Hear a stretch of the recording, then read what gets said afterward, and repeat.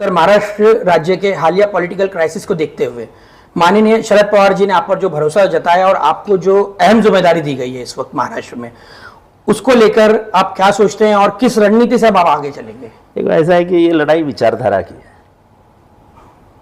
ये आदमी ने अपने घर के आदमी को ये किया कि मैं विचारधारा से कॉम्प्रोमाइज नहीं करूंगा। उन्होंने ये कहा कि सत्ता मेरे लिए कोई बात नहीं है, पर अगर महाराष्ट्र की जो विचारधारा है, जिसको हम शिव शाहू फुले अंबेडकर की विचारधारा कहते हैं, जो डॉक्टर बाबा साहेब अंबेडकर के संविधान से जुड़ी हुई है, उन्होंने कहा कि ये विचारधारा मैं नहीं छोड़ सकता हूं, और जिनको विचारधारा नहीं पसंद वो चले जाए। जब बूढ़ा बाप ऐसा कहता है तो मेरी तो विचारधारा वही है, मैं हमेशा उनके ही नक्शे कदम पे चलते आ रहा हूं, तो मेरी विचारधारा तो संविधान के साथ ही है। मैं धर्मनिरपेक्ष भारत का पुजारी हूं, मैं उसकी पूजा करता हूं। सर, हालिया दिनों में जिस तरह से महाराष्ट्र के अलग अलग हिस्सों में जिस तरह से धार्मिक उन्माद भी फैला कुछ लोगों द्वारा, और आपको महाराष्ट्र की सेक्युलर आवाज कहा जाता है, तो लोग कह रहे हैं कि ये जितेंद्र आव्हाड के सेक्युलरिज्म पर भी निशाना बनाया जा रहा है, और जो हालिया पॉलिटिकल क्राइसिस जो हुआ है उसमें भी कुछ लोग दबे अल्फाज में आपको जिम्मेदार ठहरा रहे हैं, तो क्या कहेंगे सर इस ताल्लुक से? मेरे को क्या जिम्मेदार ठहराया?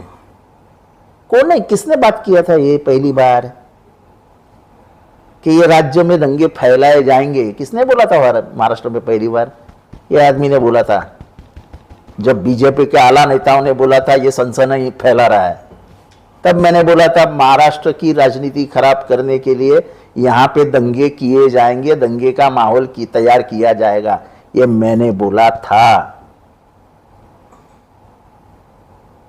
और हालात हुए, दंगे हुए, और आने वाले दिनों में और भी होगा, क्योंकि उनका जीतने का आसार ही कम दिख रहे हैं ना। लोगों को ये सब पसंद नहीं आ रहा है। ऐसे बूढ़े आदमी को अकेला छोड़ करके तुम सत्ता की तरफ जा रहे हो, तो तुम्हारे बाप से तुमको सत्ता पसंद है क्या? इस्लाम में क्या कहा जाता है? माँ बाप से कैसा बर्ताव करो जब वो बूढ़े होते तब। मैं वही कर रहा हूं। मैं अगर चाहूं तो मेरे को भी करोड़ों रुपए मिल सकते हैं, पर मुझे पैसा नहीं चाहिए, मुझे सत्ता नहीं चाहिए, मुझे कोई लालच नहीं है। मैं मेरे विचारधारा को नहीं छोड़ूंगा। 400 लोगों का धर्मांतरण का प्रकरण आया अभी उत्तर प्रदेश से, कोई नहीं खड़ा हुआ, मैं खड़ा रहा। मुझे मालूम था कि मुंब्रा में ऐसा हो ही नहीं सकता है। आखिर पुलिस में को बोलना पड़ा ना कि ऐसी एक भी केस नहीं है। मैं नहीं बोलता तो 40-50 मुसलमानों को उठा के लेके जाते थे। तो वक्त की बात रहती है, जब वक्त पे बोलना पड़ता है तो कोई नहीं बोलता है। बाद में जितेंद्र आव्हाड को बोलने के लिए, गाली देने के लिए सब तैयार है, उसमें कुछ मेरे को फर्क भी नहीं करता है। लेकिन जहां वक्त आता है मुंब्रा के अड़चन की, तब कौन बात करता है? इसलिए मुझे कोई फर्क नहीं गिरता है क्या बोलते हैं, कौन क्या बोलते हैं, उससे कोई मुझे लेना देना नहीं है। मैं किसी से जबान से भी नहीं लगता हूं कि महाराष्ट्र देख रहा हूं, महाराष्ट्र की लड़ाई देख रहा हूं, देश की लड़ाई देख रहा हूं। कुछ आपके जो करीबी साथी हुआ करते थे, काफी आपका पॉलिटिकल सपोर्ट रहा उनको, और किसी ना किसी जगह पे जैसे आपके लिए भी उन्होंने बातें कही, आपको भी सपोर्ट किया, लेकिन कुछ लोग अब अजय दादा पवार के खेमे में चले गए और आपके खिलाफ ही वो आंदोलन भी कर रहे हैं, आपके जो हालिया दिनों में हुआ। हाँ, मैंने देखा मेरे फोटो को जूते से मार रहे थे, मेरे फोटो पे नाच रहे थे। तो ऐसी क्या बात होगी कि अचानक इस तरह से पलटी खा गए?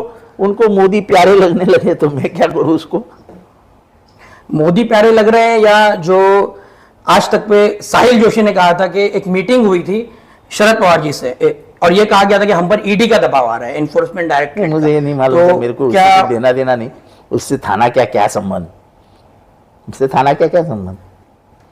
पर मुझे अच्छा लगा जब मैंने देखा कि मेरे फोटो पे नाच रहे हैं, चप्पल मार रहे हैं। अच्छा है, मेरे को बड़ा पना दिया। और आप ही के मुकाबले में अब खड़ा किया जा रहा है कि अब वो एमएलए इलेक्शन भी लड़ेंगे और मुकाबला करेंगे। देखो, ऐसा है, ये गणतंत्र है, this is democracy, fair democracy.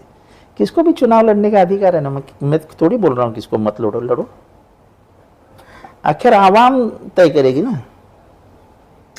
और 15 साल में आवाम जितेंद्र आव्हाड के रग रग को जान चुकी है कि आदमी कब खड़ा रहता है, ये फ़ोन कब उठाता है, ये हॉस्पिटल में क्या करता है, इसने कैसे कैसे रास्ते बनाए, इसने क्या क्या किया। 18 करोड़ रुपए का हॉस्पिटल लाके हजारों लोगों की जानें बचाई, कोविड हॉस्पिटल लाके। अब नया सब लोगों के सामने है। अब स्कूल बनेगी, कॉलेज बनेगा, अभी शादी खाना बन रहा है। मेरे को इससे कुछ, मेरे पे उंगली उठा के मेरे को कभी भी फर्क नहीं पड़ता है। सर ये बातें भी चल रही है कि मुमरा शहर में जो आपके करीबी थे, जो आपके साथी थे, वो अब कमजोर हो गए हैं, वो आपकी जमीन को हिलता हुआ देखकर आपको छोड़कर जाने की तैयारी में। ऐसा इसी का सच्चाई? ऐसा कोई सच नहीं है। मैंने ही कहा उनको चुप बैठो, कुछ जवाब मत दो। काय के लिए जवाब दे, क्यों जवाब दे, क्या हैसियत है उनकी? मेरी गलती हुई है कि मैंने पिछले बार उनको मेरे साथ लिया, वरना पिछले बार ही घर जाते थे उन लोग। ये तो मेरी गलती है, सबसे बड़ी गलती, कि लोग कह रहे थे कि गद्दार है, इनको साथ में मत लो। मैंने नहीं सुना लोगों का और उनको 3-3, 4-4 टिकट दिए। ये मेरी सबसे बड़ी गलती है, वरना आज ये खानदान खत्म हो जाता था राजनीति में। वो तो कह रहे हैं कि भले ही वो ना बने लेकिन आपको बनने नहीं देंगे वो। देखो, ऐसा मेरे को बनने से सिर्फ अल्लाह रोक सकता है। ये कौन है, ये कौन है? मुमरा शहर के आवाम के लिए आप क्या मैसेज देंगे इस मुमरा शहर की आवाम बहुत समझदार है, सूझी बूझी है, उनको सब दिख रहा है और उनको ये मालूम है कि जितेंद्र आव्हाड किस तरीके से लड़ता है, किसके लिए लड़ता है। कौन खड़ा था जब कोम्बिंग ऑपरेशंस होते थे और पुलिस के खिलाफ खड़ा रहना पड़ता था? कौन खड़ा रहता था? ये 400 लोगों का धर्मांतरण हुआ, उसकी लड़ाई में कौन खड़ा रहा? पब्लिक है, सब देख रही है, शांत घर में बैठी है। आवाम को विचारधारा देखती है।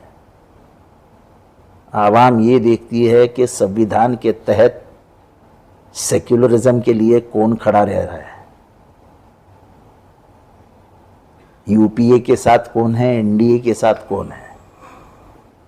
जब मैं 17 तारीख को विरोधी पक्ष की बैठक होगी मंगलोर में, तब मैं एनसीपी का प्रतिनिधि करके जाऊंगा, तो मुमरा के आवाम को गर्व महसूस होगा कि भारत की पूरी पार्टियों को एक करने में भी जितेंद्र आव्हाड है और अपना आमदार वफादार है, गद्दार नहीं। सर, नफरतों की लहर में आहिस्ता आहिस्ता महाराष्ट्र राज्य को भी, जो कि एकता की मिसाल माना जाता था, महाविकास आघाड़ी के दौर में भी, लॉकडाउन में जिस तरह से, लॉकडाउन पीरियड में महाविकास आघाड़ी ने सहयोग किया और महाराष्ट्र की आवाम को संभाला है, उसको एक मिसाल माना जाता है। लेकिन हम देख रहे हैं कि आहिस्ता आहिस्ता यहाँ पे भी कुछ नफरतबाज लोग एक्टिव हो गए हैं और वो कोशिश कर रहे हैं कि किसी तरह से धार्मिक उन्माद फैलाया जाए। तो आपको क्या लगता है, क्या ये कामयाब हो सकेंगे महाराष्ट्र में? मैं बताता हूँ, महाराष्ट्र में बहुत ज़्यादा नफरत है उनके खिलाफ जिन्होंने उद्धव ठाकरे को फंसाया और जिन्होंने शरद पवार को, जिनकी उम्र 84 है, 84। आप सब लोग मुझे बताइए, 84 के उम्र के आदमी को आप घर से धक्का मार के बाहर निकाल दोगे? बताओ मुझे, क्या इस्लाम को ये मंजूर है? मैं वही कर रहा हूं जो ऊपर वाला बोल रहा है। वो कह रहे हैं कि तारीख को दोहरा रही है, जो वो आरोप लगा रहे कि कांग्रेस के साथ उन्होंने किया था। कांग्रेस के साथ क्या किया था? उनको विचार नहीं जमे, वो बाजू में हो गए, उसमें क्या है? पर उन्होंने विचारधारा नहीं छोड़ी। वक्त आने के बाद फिर से कांग्रेस से जुड़ गए, बीजेपी से नहीं जुड़ गए। जो बीजेपी के साथ गए उनके खिलाफ वो है और रहेंगे। अपना घर टूटता हुआ देख रहे तो भी वो बोल रहे हैं कि मैं विचारधारा नहीं छोड़ूंगा। इससे ज्यादा बड़ा और क्या हो सकता है? और किसके लिए खड़े हुए? उनका खुद का क्या फायदा है आज?